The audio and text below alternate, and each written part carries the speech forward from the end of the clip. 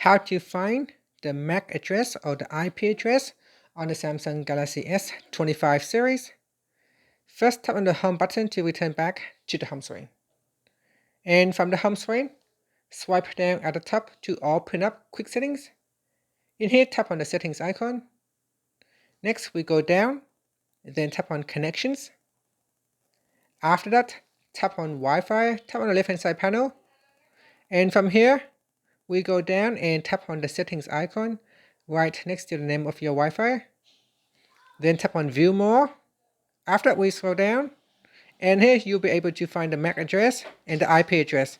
Now you can touch and hold on that, or touch and hold on the IP address. Sometimes you'll be able to copy it. This time, I cannot copy the MAC address or the IP address to the clipboard. You can manually write it down. So this is the IP address and MAC address. And finally, tap on the home button to return back to the home screen. Thank you for watching this video. Please like and subscribe to my channel for more videos.